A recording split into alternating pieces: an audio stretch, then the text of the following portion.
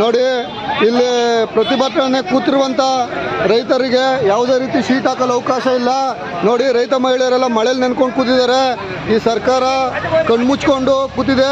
ಇಲ್ಲಿರುವಂಥ ರೈತರಿಗೆ ಎಷ್ಟು ತೊಂದರೆ ಆಯ್ತದೆ ಅಂತ ನೋಡಿ. ಒಂದು ಪ್ರತಿಭಟನೆ ಮಾಡೋಕ್ಕೂ ಕೂಡ ಒಂದು ಶೀಟ್ ಹಾಕೊಳ್ಳೋಕೆ ಕೊಟ್ಟಿಲ್ಲ ಅಂದರೆ ಯಾವ ರೀತಿ ದೌರ್ಜನ್ಯ ನಡೆದಿದೆ ನೋಡಿ. ರೈತ ತಾಯಂದಿರೆಲ್ಲ ಮಳೆಯಲ್ಲಿ ನೆಂದು ಕೂತಿದ್ದಾರೆ. ಈ ಸರ್ಕಾರದ ವಿರುದ್ಧ ಧಿಕ್ಕಾರ ಧಿಕ್ಕಾರ ಧಿಕ್ಕಾರ ಧಿಕ್ಕಾರ. ಕಾನೂನಂತೆ ಕಾನೂನು, ಕಾನೂನಂತೆ ಕಾನೂನು. ಭ್ರಷ್ಟ ಅಧಿಕಾರಿಗಳಿಗೆ, ಭ್ರಷ್ಟ ಅಧಿಕಾರಿಗಳಿಗೆ.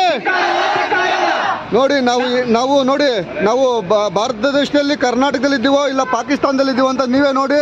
ದಯವಿಟ್ಟು ಇದು ಎಲ್ಲ ಮಾಧ್ಯಮದಲ್ಲೂ ವಿಸ್ತಾರ ಆಗಬೇಕಂತ ಕೇಳ್ಕೊತೀವಿ. ಭ್ರಷ್ಟ ಅಧಿಕಾರಿಗಳಿಗೆ, ಭ್ರಷ್ಟ ರಾಜಕಾರಣಿಗಳಿಗೆ, ಭ್ರಷ್ಟ ಗ್ರೇಟರ್ ಬೆಂಗಳೂರು ಅಧ್ಯಕ್ಷನಿಗೆ. ನೋಡಿ ನೋಡಿ ಎಷ್ಟು ಮಳೆ ಬರ್ತಿದೆ ನೋಡಿ. ರೈತ ಬಂದವರೇ ನೋಡಿ, ಇವತ್ತು ನಮ್ಗೆ ಧರಣಿ ಮಾಡ್ಲಿಕ್ಕೆ ಸೀಟ್ ಹಾಕೊಳ್ಳೋ